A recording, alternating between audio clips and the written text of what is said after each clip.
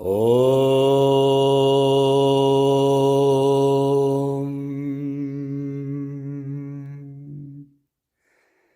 Brahmanandam Paramasukadam Kevalam Jnanamurtim Dvandvatitam Ganganasadrisham Tattvamasyadilaksham Ekam Nityam Vimalamachalam Sarvadi Sakshibhutam Bhavatitam Trigunarahitam Sadgurum Tam Namami. Desde já, bem-vindo. Presta muita atenção nestes ensinamentos. Esta obra que eu vou apresentar, que eu vou comentar, traduzir os versos, explicar o significado dos versos, é uma obra feita por Adi Shankaracharya. É Advaita Vedanta e todos estes ensinamentos são os que são encontrados nas Escrituras. Eles estão de acordo com as Escrituras. Deves de escutar estes ensinamentos com muita atenção, depois refletir bastante sobre estes ensinamentos e meditar sobre estes ensinamentos para que eles possam dar frutos no teu coração.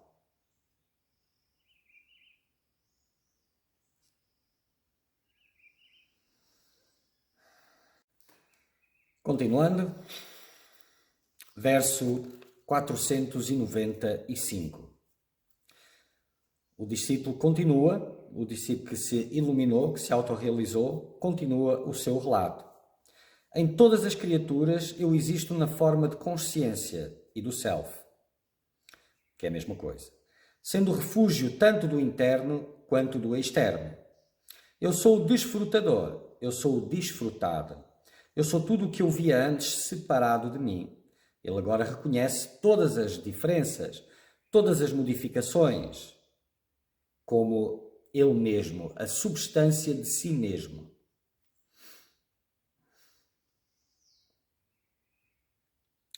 Sim, é apenas pelo vento de Maya que estas diferentes ondas do mundo são criadas em mim pela ignorância, e elas dissolvem em mim o oceano do Uno da consciência indivisível.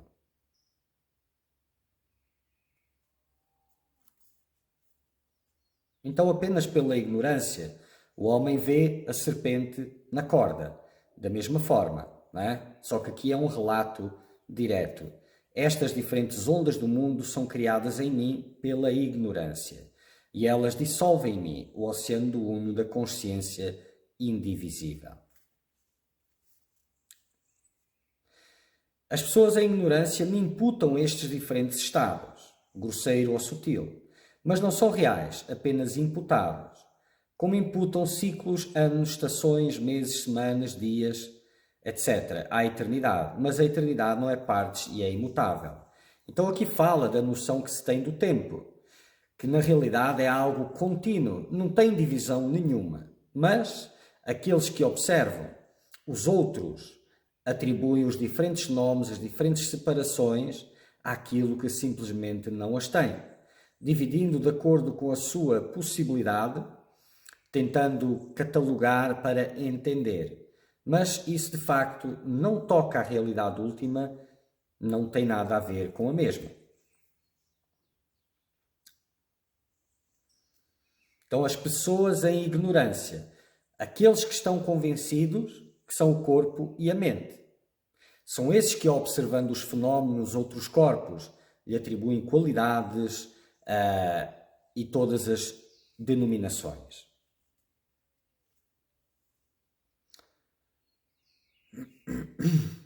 Mas não são reais, apenas imputados. Então deixa as pessoas falar. Aquilo que é imputado não muda a substância na qual é feita a imputação.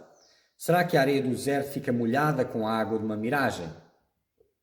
Certamente não. Então, tudo isso não tem substância, não é real, não altera em nada aquilo que é real. E é apenas a ignorância confirmando a própria ignorância. Eu sou como o céu, além de todas as limitações. Eu sou como o sol, separado das coisas que manifesta. Sou sempre fixo e imóvel como uma grande montanha. Eu sou o oceano sem costa.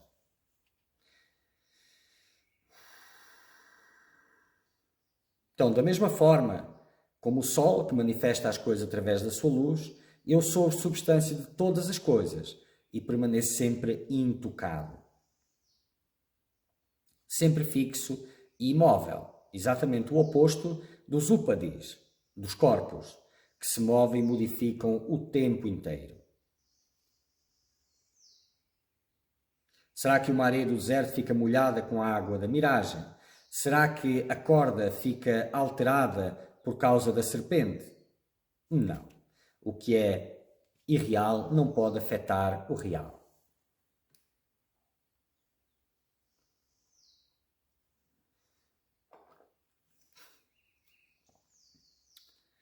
Não tenho qualquer conexão com o corpo, tal como o céu não tem conexão com as nuvens. E, portanto, como pode haver algumas das propriedades do corpo em mim? O Jagrata, Swapna e Susupti. Então, se eu não tenho conexão com o corpo, o estado de desperto, o mundo, o universo que é observado, ou o estado de sonho, aqueles corpos e os outros universos que são observados em sonho, ou mesmo o Susupti, onde não tem nada disso, apenas a identidade permanece. Mas todos esses estados, eles são para o corpo. Para o complexo corpo-mente. Quando se fala em corpo, é o complexo corpo-mente, não apenas o corpo físico. Então, se eu não tenho conexão complexo corpo-mente, nada desses estados pode ser imputado a mim. E o complexo corpo-mente, ele vive, ele faz parte de um desses cenários, nesses dois estados, não é? Porque depois no outro não tem, que é o estado desperto e o estado de sonho. Se eu não tenho nada a ver com isso, esses estados não têm nada a ver com isso. A vida humana é uma miragem apenas. A vida individual. Vamos lá.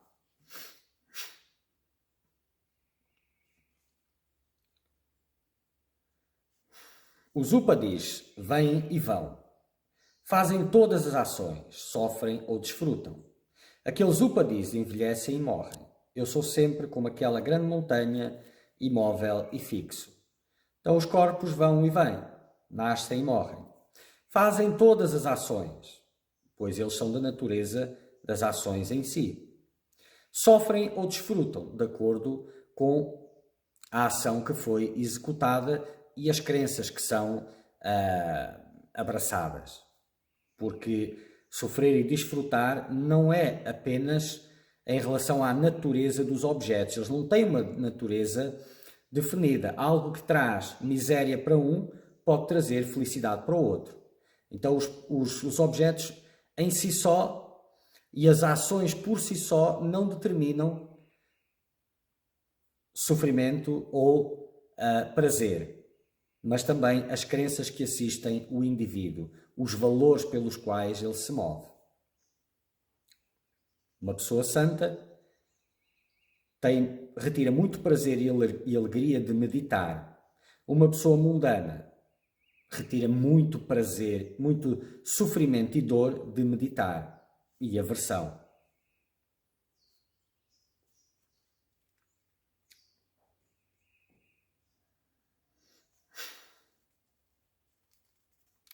Não tenho desejos, nem cessação de desejos, pois sou sempre uniforme, uno sem partes. Aquele que é uno, eterno, universal, completo, como o céu cheio de todos os lados, como trabalhará? Se eu sou infinito, total, nada existe além de mim, como posso executar trabalhos? Como posso ter desejos por alguma coisa se nada existe além de mim? Como poderia haver desejo se eu sou plenitude? Não tem como não haver. Então, quando o buscador, não é? passa pelos processos espirituais, pelas disciplinas espirituais. Ele está tentando se elevar à natureza de Brahman, se tornando cada vez mais indiferente à ilusão, intocado pela ilusão.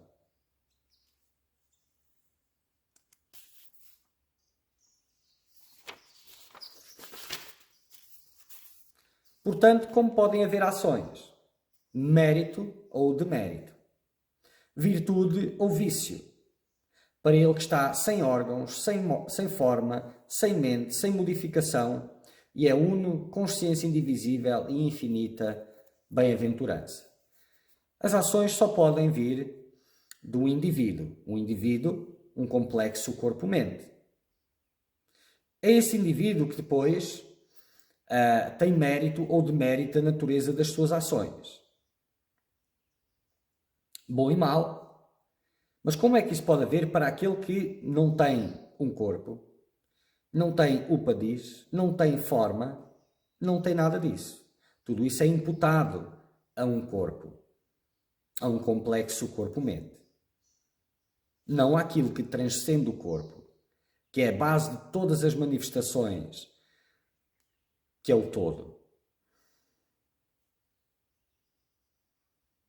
Por isso, aquilo que toca à sombra,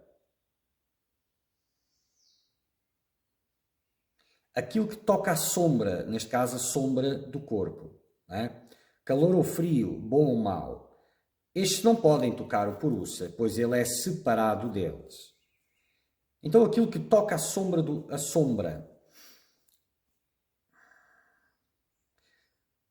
quando se fala aqui de sombra, fala-se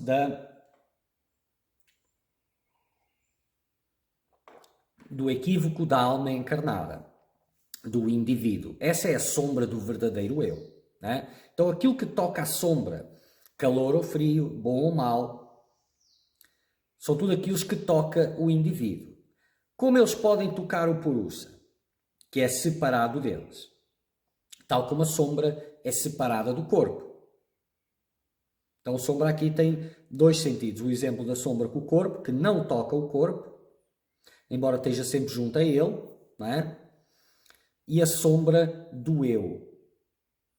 A identidade que anima o corpo. Esse equívoco é como uma sombra da verdadeira identidade. E aquilo que toca esse indivíduo, não é? O complexo corpo-mente animado por essa realidade suprema, aquilo que toca esse corpo não toca a realidade suprema. Por isso, a propriedade das coisas não pode afetar a testemunha que é separada delas. Como as coisas num quarto não afetam a lâmpada que as revela, e ainda assim permanece separado delas. Então, a lâmpada do quarto, ela ilumina todas as coisas. Até onde a sua luz chega, tudo fica visível. Ainda assim, a lâmpada não toca nenhuma dessas coisas. Nenhuma. Então não é afetada por essas coisas. Não sou nem o agente, nem o desfrutador. Nem faço os outros desfrutarem. Não sou nem o observador, nem faço os outros verem. Eu sou aquele Atman indefinível e autorrefulgente.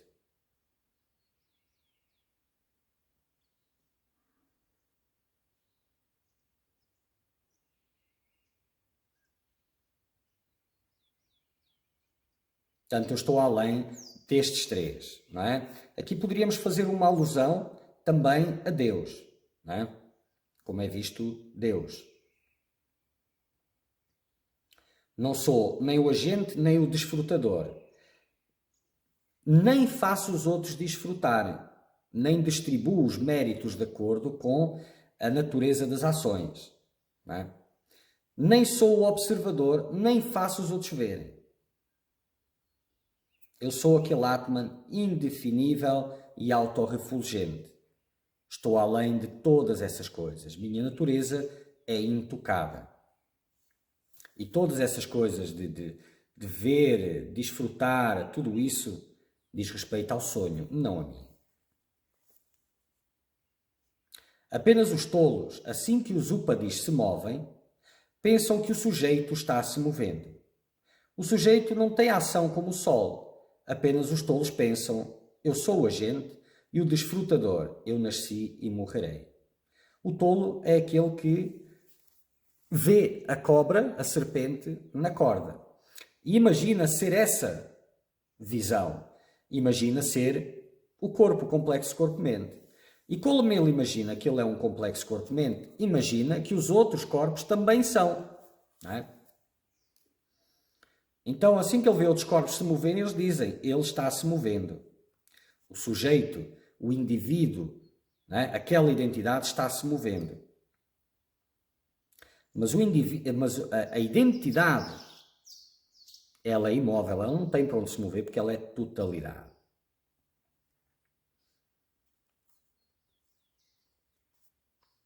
Da mesma forma, quando um discípulo vê um mestre desperto, ele continua, independentemente do que ele saiba, instintivamente, ele atribui o mestre ao corpo.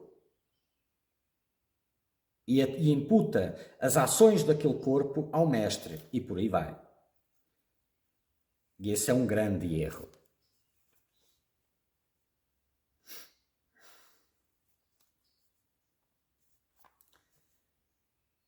É o equívoco.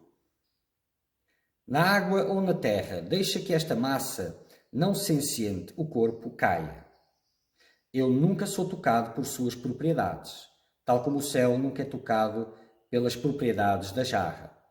Então, ele está dizendo, não é? Depois da visão, tanto faz, na água ou na terra, deixa que este corpo caia.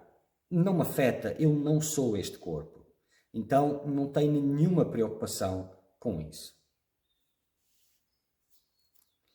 O estado de ser o agente, o desfrutador, ter maldade, indolência, liberdade e escravidão. Todos estes são sinais do intelecto. Realmente eles não existem em mim, o Brahman Supremo, uno sem segundo.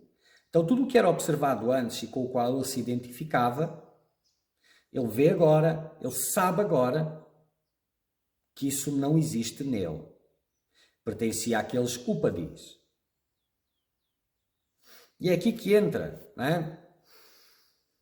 Uma das coisas que normalmente eu falo para os buscadores.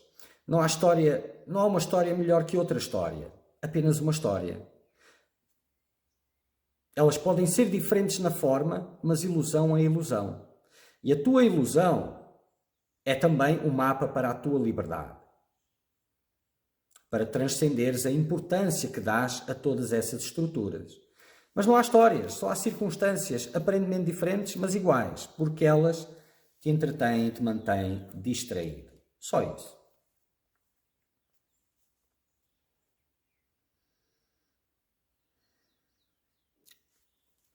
Deixa que haja modificações na natureza às centenas, aos milhares, aos milhões de formas. O que é isso para mim? Que não estou apegado a elas. As nuvens nunca tocam o céu. Então, independentemente, não tem problema de quantas modificações aconteçam neste corpo, nesses corpos, no universo inteiro. Eu transcendo tudo isso. Nada disso nunca me toca. Não tem problema nenhum. Desde o não manifestado até este mundo grosseiro, em mim tudo aparece como uma sombra. Eu sou aquele Brahman, uno sem segundo, livre do início ao fim, como o céu. Então, em mim tudo aparece como uma sombra. Uma sombra não tem propriedade. Não é palpável. Embora seja vista, não existe. Né? Da mesma forma, tudo aquilo que é reconhecido pelos sentidos e pela mente não existe e aparece em mim como uma sombra. Mais uma forma de colocar como a serpente na corda, como uma miragem ou como uma sombra, algo sem uma propriedade. Pois eu sou aquele Brahman, uno sem segundo, livre, do início ao fim, como o céu.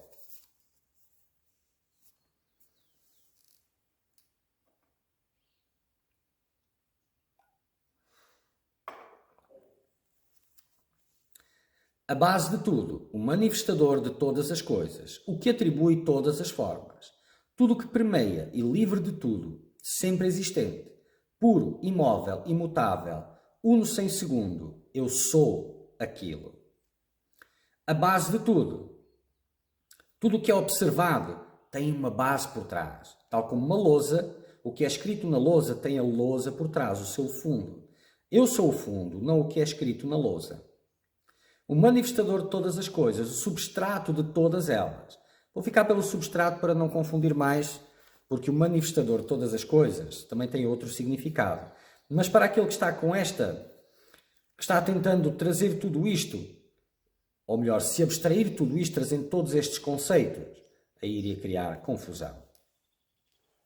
O que atribui todas as formas, que tudo permeia, e livre de tudo, ou seja, intocado por tudo isso, sempre existente, não tem um início nem um fim, puro, imóvel, imutável, uno sem segundo, eu sou aquilo. Essa é a verdadeira identidade, o resto só ilusão. Maya, com as suas múltiplas aparências, colapsa em mim, que sou a substância deste. Tal como a onda que se levanta do oceano e colapsa no oceano, também Maya se ergue e colapsa em mim. Mas apenas entendido pela consciência pode ser alcançado na consciência através da consciência. Verdade, conhecimento, bem-aventurança.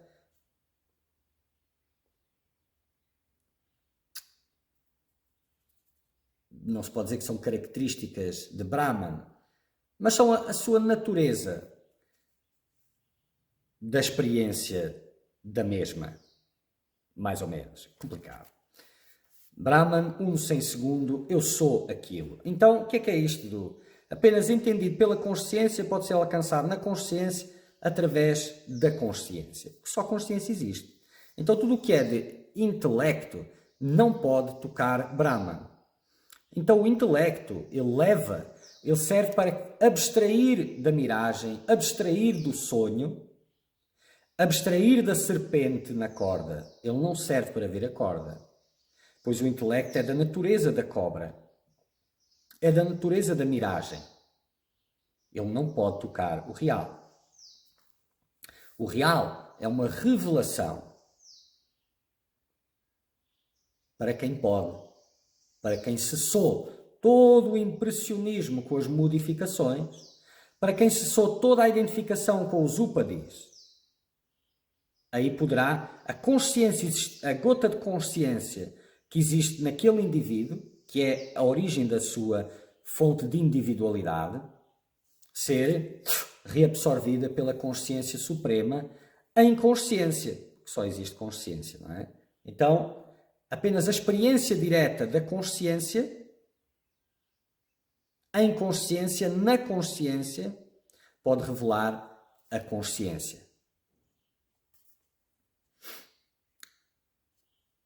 O intelecto, o seu limite é, e para que ele serve, é parar com todas as modificações, se abstrair do irreal, para que o real se possa manifestar. E aí já é em consciência, já é acima do intelecto.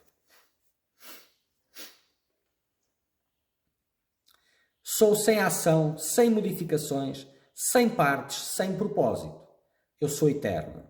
Não necessito qualquer suporte. Sou uno, sem segundo.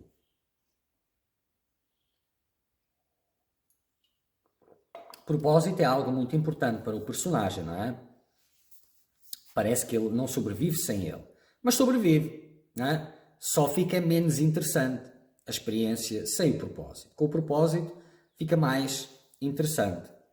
Mas, do ponto de vista pessoal, há sempre a necessidade de atribuir um propósito às coisas.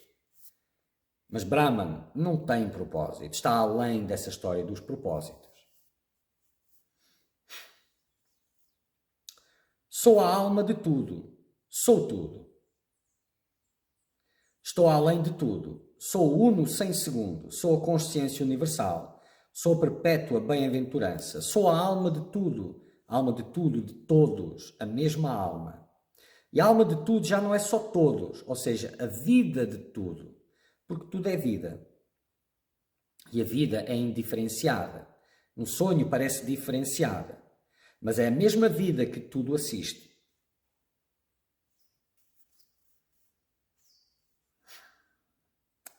Sou a perpétua bem-aventurança. É a natureza, a minha natureza. Este estágio culminante de bem-aventurança que se encontra dentro de mim, me tornei agora herdeiro pela tua graça e misericórdia, ó benevolente. Me prostro a vós. Me prostro. Então, o mesmo discípulo que através do seu intelecto dizia: então, mas a ilusão não existe, não pode ter um princípio, não pode ter um fim. Agora ele diz, não é? Me tornei agora herdeiro pela tua graça e misericórdia, ó benevolente. E em gratidão ele se prostra continuamente. Oh, estive sonhando todo este tempo um grande sonho e viajando na grande floresta criada por Maia, onde o nascimento e a morte e todo o tipo de aflições e dores me afligiam o tempo todo, e onde o tigre do ego me aterrorizava imensamente. Vós, ó Mestre, ao me despertar desse sonho, me salvou para sempre. As palavras vindas do coração transbordante do discípulo ao realizar a sua própria realidade. Não é? E o tigre do ego me aterrorizava imensamente, porque o medo é o carcereiro da ilusão. Eu me prostro a vós, ó príncipe dos professores, que sois a única realidade, que sois pura consciência, e ele apenas brilha em sua própria glória na forma deste mundo.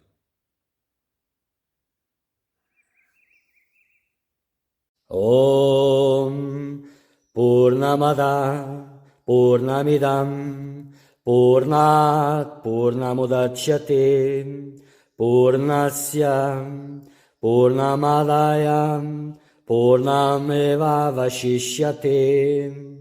Om Shanti Shanti Shanti.